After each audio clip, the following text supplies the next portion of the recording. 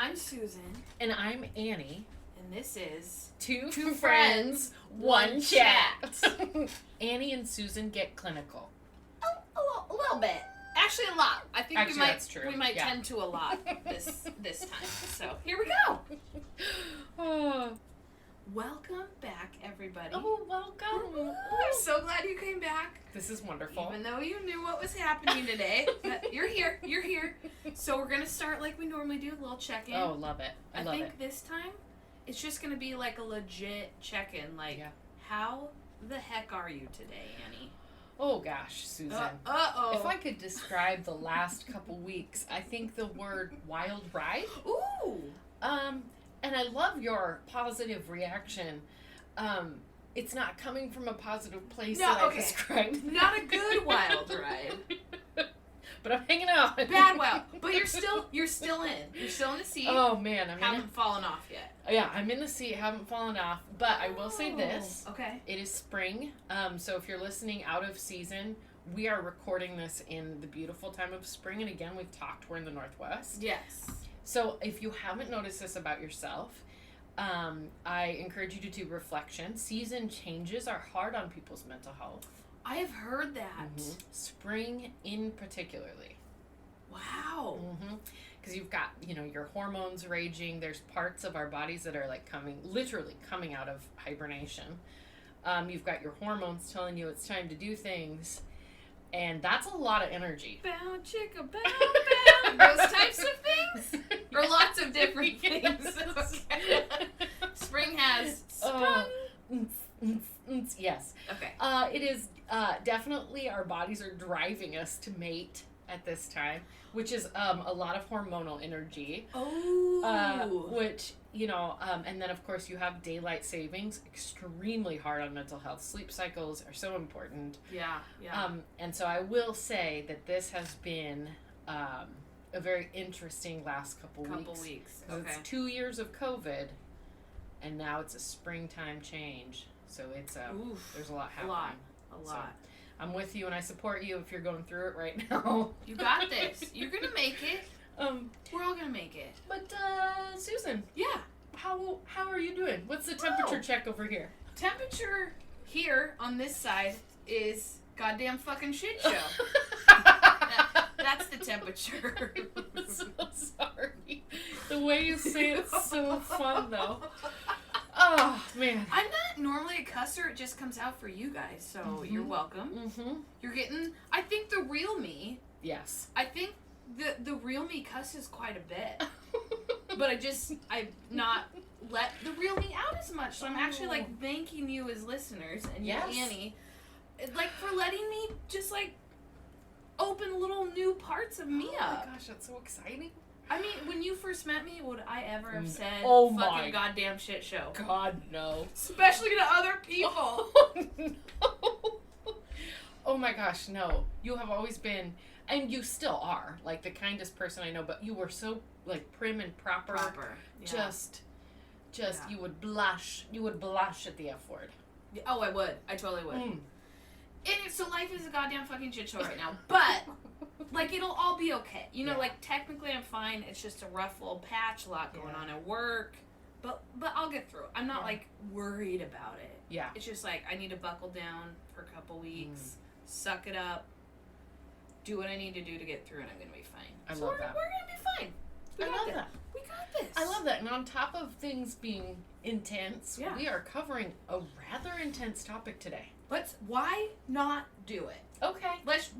Yep. This is how life is, right? Sometimes life throws a bunch of shit at you at the same time, and you just got to deal with it. Yeah. So let's do it. All right. Listeners, I'm so excited you're here. Today we are talking about the principle of core wounds. Now, Susan actually brought this to my attention. Yeah.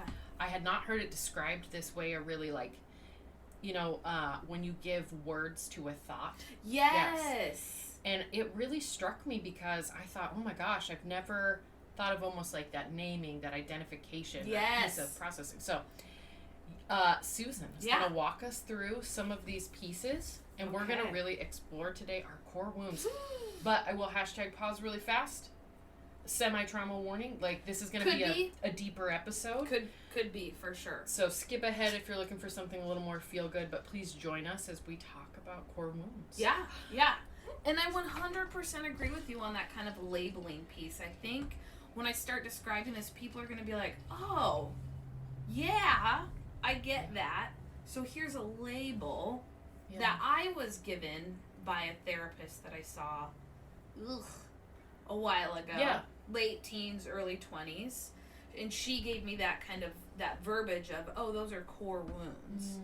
So when we're talking about core wounds, what we're talking about is things, possibly traumas, just the way you maybe were raised as a child, thoughts, things that were kind of put in your head that you are carrying now as an adult.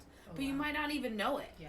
Like, when you're doing certain things as an adult or having certain feelings about things, certain actions or behaviors, and you're like, why am I why am I like this? Why am I doing this? Yeah. And with enough therapy, you dig back to what they call a core wound. There was either a something that happened to you. It could be a one-time incident as a child. It could just be something that happened all the time, a message that you were given over and over and over as a kid that created this core wound that you maybe don't even recognize now. And it took a lot of therapy for me to recognize that my behaviors were from my core wounds. Wow. And I was thinking about this today because I knew we were going to talk about this. I think technically this could be a positive thing for some people. I think for maybe some people, they aren't wounds. They were maybe really strong messages that were given to someone as a kid. Interesting. And as an adult, they have a very good, healthy sense of them. So I think it could be good for some people. I think it was a core wound for me. Yeah. Because I have bad behaviors and thoughts and feelings about myself because of stuff that happened. Oh, you know what's so funny? When you had launched into describing these core wounds, I follow me here, but I was thinking about the ACEs scores, right? Oh, the ACEs. Are you going to tell people what the ACEs are? Okay. I'll just give like a little... Just a quick... Yeah. It's a scoring tool that looks at adverse life experiences, so hardships, basically. You tally yourself, you go through, and I encourage you actually to take it. You can just Google it if you want to take it. And basically healthcare providers found that the harder things that happened to you, the harder your health outcomes were. And this is beginning of we chatted about this last, is that brain-body connection. Oof, yes. But what we're learning, right, is we've spent so much time diving into those adverse life experiences that out of that has come more resilient studies. So my first thought was kind of like, with ACEs, we were really studying those, like the core wound pieces. And now we're starting to realize, like, oh my goodness, we really need to study that resilience piece. And so I was like, what's the flip side of a core wound? And I'm wondering if, like, it's more just, like, core beliefs? Is that kind of the piece? Or, no, it can't be, it's got to be more than belief, right? No, I think it is. Yeah. I think the idea of core wounds or core beliefs is a belief that you have about yourself. Yeah. That was given to you as a child that you are now carrying and behaving based off of that as an adult. So I think beliefs could be a great term to use that keeps it neutral for people. Yeah, because I could see and I love your concepts, but like someone's in someone's positive experience, they walk out with these core beliefs about themselves that are really healthy. Yes. That is such a beautiful, that's just a beautiful idea. Is it? Because it's not my experience. I definitely don't have that, but the idea that some people were raised to just think they're awesome, wonderful people. Oh my gosh, it's so amazing. And so, like, as an adult, they're just like, I'm super, like, cool and wonderful. Like, just as I am. Like, I love that idea. Oh my gosh. That is, like, it's like the most beautiful gift you can give a person, and it's why words matter. Yes. It's why words are so incredibly important, because that's a huge part of that shaping factor. Hashtag throwback! Guys, it all works together. All of these podcasts and all of the work that you do on yourself, it all connects. It all connects. Oh my gosh, that's the most beautiful thing. And I will blow your mind. I will say, one of the things that, like, I've really loved about words and how they shape kind of our existence is, okay, do you remember when your mom used to say, or someone, I guess, in your life used to say, probably more like you heard it in kindergarten, if you don't have anything nice to say, don't say anything at all. Mm-hmm. But here's the flip side. Start saying the nice things, right? So, like, sure, step one, yeah, don't say the mean stuff. Okay, good, check. But find something nice to say. And when you have something nice, freaking say it. Say it. Because that will start to, one, it'll change your perspective. Yes. And two, you guys, it's going to support the people around you. Yes. Yeah. I just got a shirt that literally says, be kind. It's not hard. I feel like that's also the title of my sex tape. I'm so proud of that joke. Oh my gosh. You know what? Hard. It's not hard. See, guys, we can talk about hard things and have fun. It's true. It's true. Okay. So, here's my big question. Yes. When you think of your core wound, Ooh. or wounds, yeah, do you, like, put them into a sentence? Like, are these things that you hear in your mind? So, I think if you've never heard of these, this might be harder. This took me some therapy to get to. But at this point, yes, I have it down to, like, a core wound or belief about myself. Okay. That has come from many a message growing up. So it's not like a particular trauma event that happened for me personally. I think that can happen for people for sure. Absolutely. Right? Yeah. But for me, it was a bunch of messages, verbal and non, that because I was not a boy and I was not my brother, I was never going to be good enough. He just being him and being a boy was perfect, right? There was nothing better. So my core wound was, and again, sometimes that was verbally said to me, mostly it was nonverbal actions by my parents. And I love my parents, and we can get into all of that more. Sure. I'm not blaming anybody. This is just my interpretation of things growing up, was that I would never be good enough. So as a kid and now as an adult, I feel like, one, I need to be a perfectionist. Yeah. And two, I need to make everybody happy. Like, that's how I get worth. Because me just being me isn't enough and will never be enough. Wow. So that's my core wound.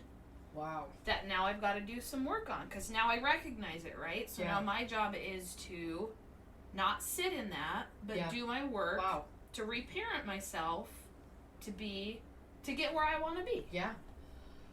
Whew. Sorry. Holy that's a lot. Cow. That's a lot. It was... Shake it off if you need to. But it was also, like, so beautifully articulated. Like, I almost just feel like I'm, like, I don't even know what to say to that. Like, that was just really, I guess when I thought core wounds, because this is not a term that I'm as familiar with. Right, newer to you, for sure. Definitely new to me. I was thinking it would be like, I struggle with, like, worthlessness. You know, that would be like, that's how I would describe my core wound. Yeah. But you have articulated this really beautiful narrative and then, like, talked about the movement you're making to go forward. That's huge. That's big. I know. And that takes, I want people listening to recognize that can take a lot of work. I'm not expecting you as a listener to sit down and journal your core wound and figure it all out. You will probably need to talk to a therapist, a counselor, a trusted friend. You could probably get there with someone that's going to listen and process with you for sure. Yeah. I think that's possible. But this is not one of those try an open-ended question, right? Which is a hashtag throwback. This is a little deeper and more work for sure. For sure. I love the way that you talked about, too, like, one of the things that really struck me in your narrative is saying, like, you love your parents. Yes. And you walked away with this belief system. Both things are very true. So I think a lot of times we feel like we can't honor our core wounds because we love our parents. And it's okay to have both. Like, it's really okay to have both. In fact, it's really healthy for those two things. Yes. Can I talk a little bit about a Rick and Morty episode? Of course. Yes, girl, go for for everyone that's listening, I love that show. And there's a show where there's these parasites, and it's a very ridiculous sci-fi cartoon. There's parasites in their brains. Ooh. And they get in there, and they implant these memories so that you keep them around, so they become characters. Well, anyway, the crux of the episode is they need to kill off all of these ridiculous characters, but they can't tell who's who. And then they realize that the only true relationships that are there are the ones that they have bad memories of. And good memories of. Okay. And that, to me, I was like, oh my gosh, that's the beauty of relationship, right? Relationship isn't just the fluff. It isn't just being there with someone 24/7, a perfect support. It's mistakes. Yes. It's coming back after mistakes. It's how do you... We will do an episode on relational reparations too. Oh, for sure. Because, like, it isn't just the mistake and saying you're sorry. It's how do you make reparations for right. that? And so I just was really struck by that because you held that so delicately. Your core beliefs, your core wounds are real and valid. And you love these people. Yes. And you care about them. So yes. That's just, sometimes it's hard to hold those two. It's very, very hard to hold both of those things. And I think for a while I very much, as a kid and as an adult, struggled with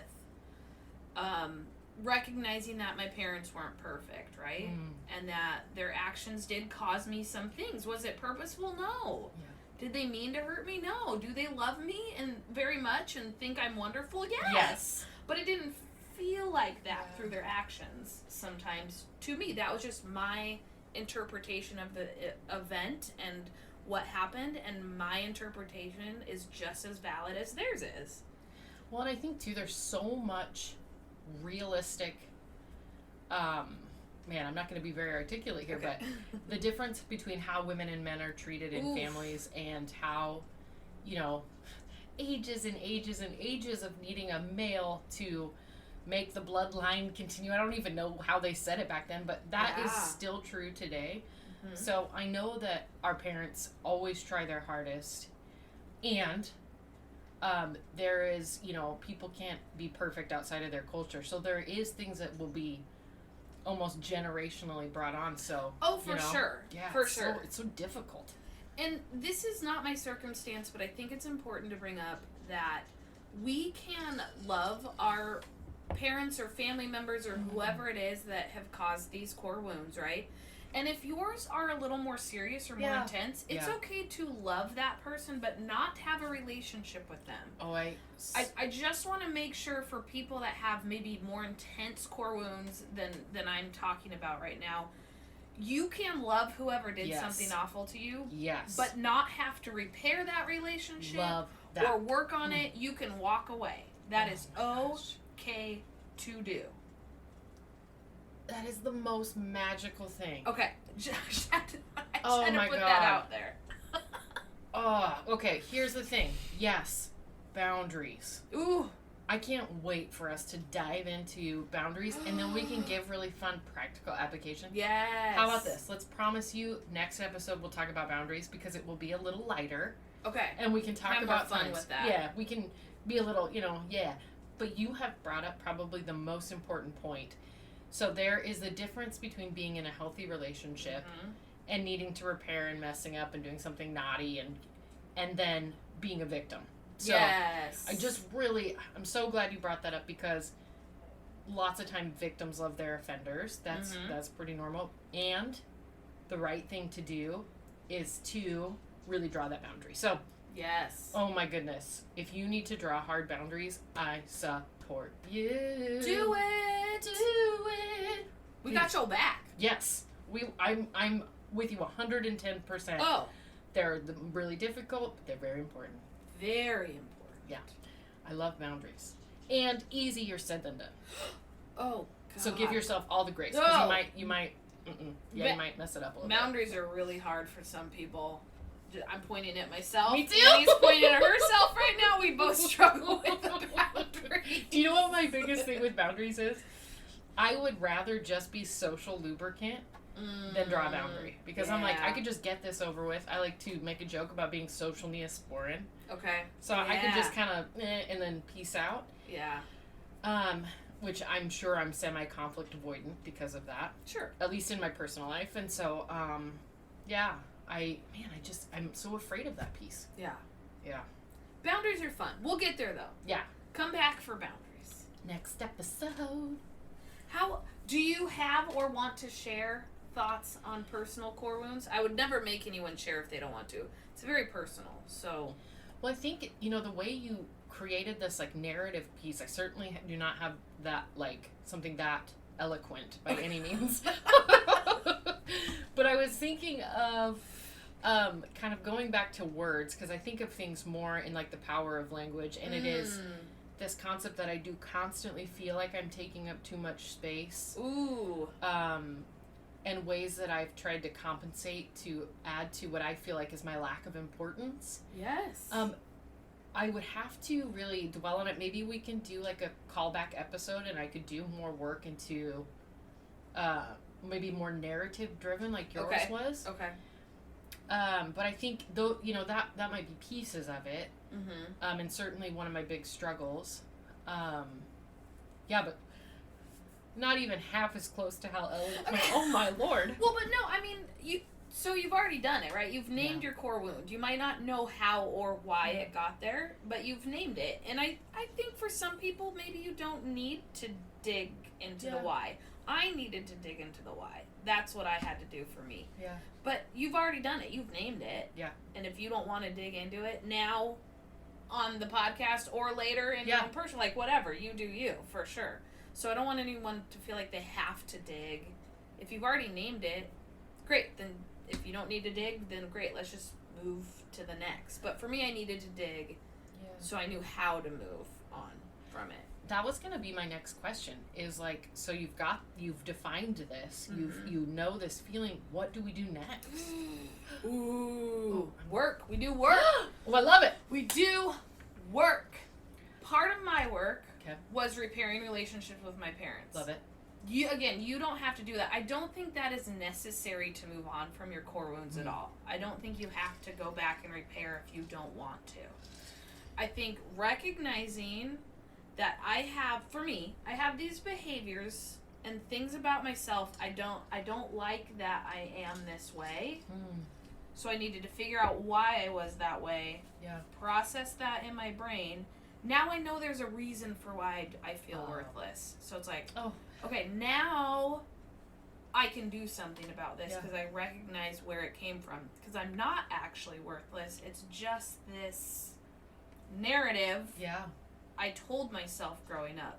So now I can do the work to prove to myself that I am worth it. And I don't have to do anything. Yep. And I'm a person. Yes. And worth it just being me. Not having to do...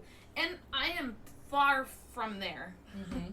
I am far from being where I want to be. But I think... you being my best friend, I think you've seen my improvements in that area. Oh my gosh. For sure. First of all, you were perfect to begin with, and you're perfect now. Second of all, you know what's so interesting about doing this podcast? Yeah. Just hearing you say out loud, that you feel like you're worthless, really, I'm doing a terrible job talking about my emotions right now, but it really, took me aback to think that you would even... I don't know. I know we've talked about, self-esteem and stuff like that, but to hear you, I just wanted to be but you're, so this is not a therapist approach. I'm but you're not, but damn you're not. It. That's, your best friend just coming in there and be what the F? Yes. So that was really interesting. I didn't expect such a guttural reaction from myself, but I was what? No, you guys can't see me right now, but I'm, grabbing the table. What? No. No. And it's weird, right? I very much struggle with if I'm not perfect and not doing something for you, I have no worth or value. Yep. So that's my pulling back from doing and taking care of and making everyone happy and trying to recognize that even if I don't do those things, I'm still a worthwhile person to know and be around. Yes. Yes. We're getting there. Baby steps. This is such a beautiful episode. I would definitely say a deeper of our episodes. Deeper for me, yeah, for sure. Yeah. Ooh. You definitely know a little bit more about me now. I feel like I'm like almost scared for our callback episode, but we're gonna do it. I think I would like to actually generate this narrative. Okay. I'd like to build it. You guys are gonna have to give me a while because I think I'm gonna need some time. This is gonna take some time. Yeah. Yeah. Because it's certainly not something I've thought out that much, but I liked the next steps. So you said the next steps were you repaired relationship with your parents in a way, hopefully it was very healthy for you. Yes. Love it. What else? What else can we do? Okay. Ooh, I love action steps. Oh, me too. Okay. Me too. Okay. I think for me, it was definitely a lot of counseling. Love it. But also needing those really close friendships to kind of test this new idea out with. Okay. I love it. And I think verbally, kind of discussing how I'm feeling, but then also like testing, okay, what if I don't do something for Annie? Is she still going to be my friend if I don't bring her a gift? Yes. But I love that. I love that that's where your mind's at. Yes, but verbally discussing that feeling with trusted, close friends, but then also testing those kind of new thoughts and ideas with a safe person. Oh, I love that. Before you test it out in the big real world. It's almost like you're using the healthy relationships around you to build positive attachment. Yes. Yeah. Yes. Oh my gosh, what a beautiful concept. Yeah. I cannot wait to talk about attachment too. We're just going to dive in. But don't worry, next time we'll get there. We're going to talk about, I can't remember. Boundaries is what you said earlier. But we also talked about a million. The episodes will come. We'll get there. We'll talk about something next time, I promise. I think we should do boundaries next episode. Okay. Just because I think we can think of funny stories that will make you laugh. It'll be a lighter episode. And I just really encourage you. I know that talking about in-depth things, first of all, I should say, oh my gosh, thank you for sharing that. Oh, you're welcome. Oh my gosh, that's such a powerful thing. I hope that for people that are listening, this kind of sparks ideas to help us really explore those pieces, and gives us hope on how we can improve. Yes. 'Cause I think it is so hard when we're children, the things that, you're not in control of your life as a child. No. Yeah. Lots of things happen to you. Some of it's wildly traumatic. Some of it is not wildly traumatic, but still really hard. Right. And the difficult thing is you think you're in control when you're that kiddo. Mm-hmm. And you think, there's so much blame and shame in that area if you've had anything difficult happen to you in your developmental years. Yeah.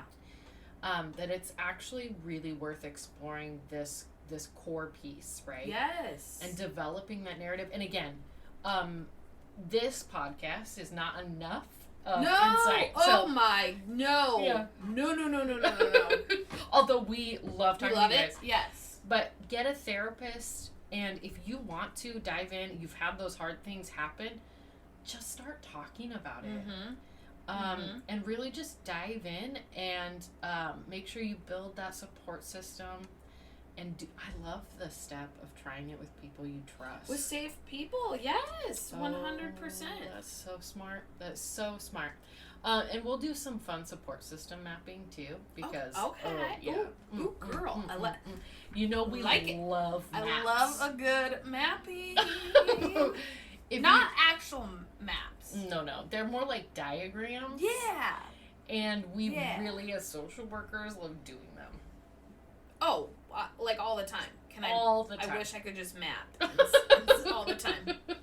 Oh my gosh, that is so awesome. Well, thank you for sharing. You're welcome. Your Anytime. Perspectives are beautiful and articulate, and I just am super happy I get to know you.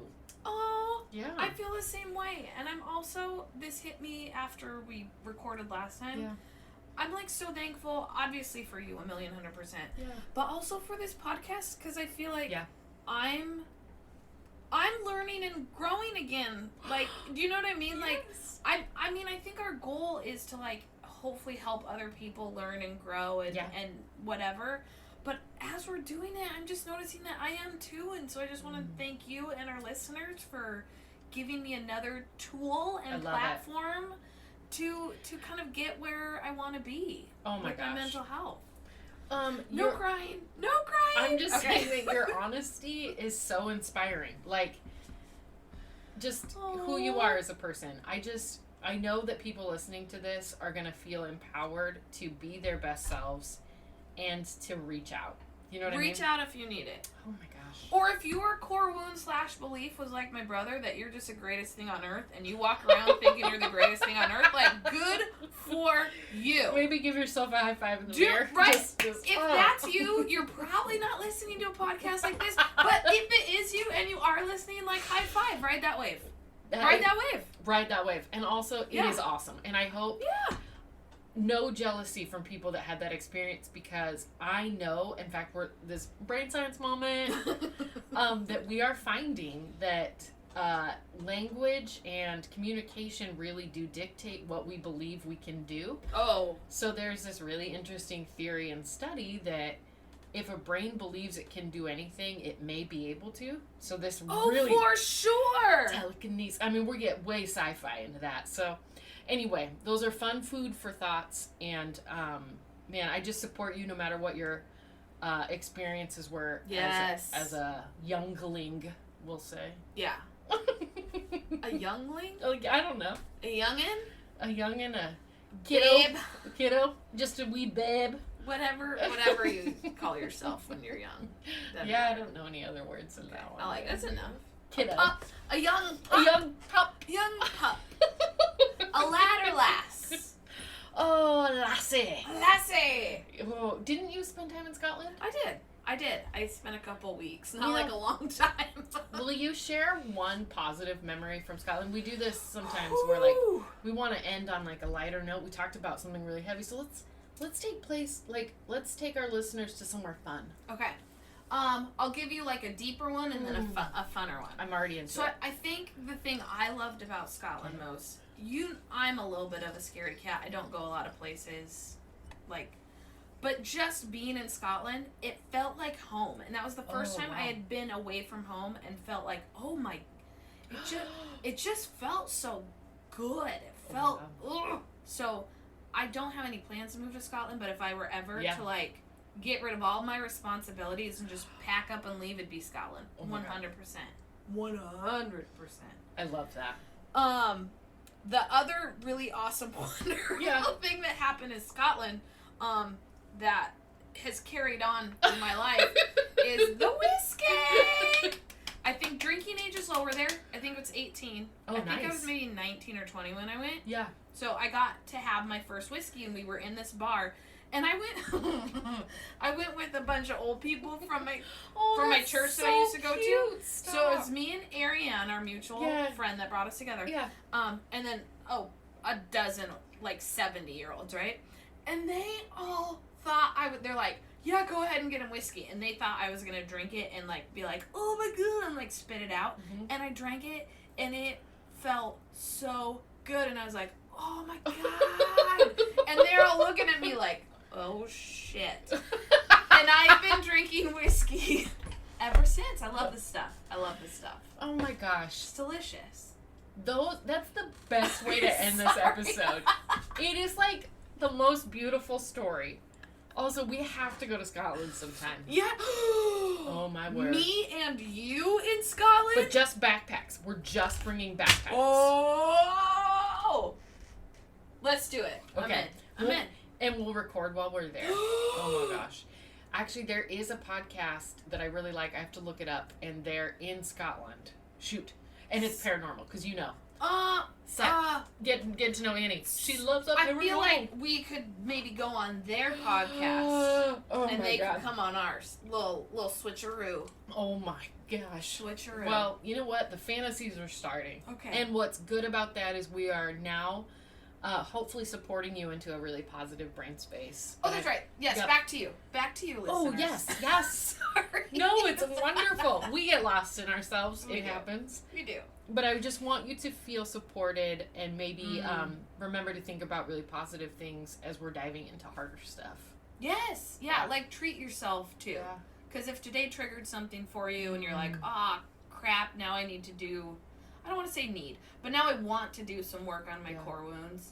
Like, that's great. Yeah. But also maybe treat yourself tonight. Let the idea simmer a little bit. I love that. Find your support before you start. You know what I mean? Like, build that little foundation. I'm using my hands. You can't see them. I'm building a foundation with my hands to then start that work. Yeah. So treat yourself tonight. Yeah. Whatever that looks like for you. Oh, man. Well said. Okay. You really are just like really crushed it. I'm just saying. You're welcome. You're welcome.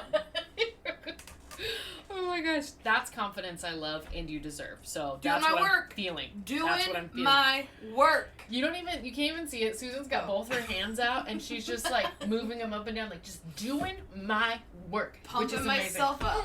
Pump it up. Pump it up. Well, on that note. Yeah. Have the best night. Yes. Please. Oh my gosh. Have a great night. We love you. We love you. Oh, do whatever social media or email us if you need to or any of that sort of stuff. Yeah. Okay. Here. Find us. Do it. Let me don't try. Don't do it. I don't care. Here's our email, and I almost always fail. Okay. You're gonna get it tonight. Gonna get it tonight. Okay. First of all, it's two friends.onechat@gmail.com. That's spelled out. It's TWOFRIENDSONECHAT@gmail.com. Yeah, you did it. Yes. Anyway, please email us if you need anything. Yes. Again, we are not emergent response and we're not a therapist. Oh God, no. But we would love to hear from you. Yes. Yes, and have a wonderful evening and just all the support. All the love and support. We got you. Okay. We'll talk soon. Bye. Bye.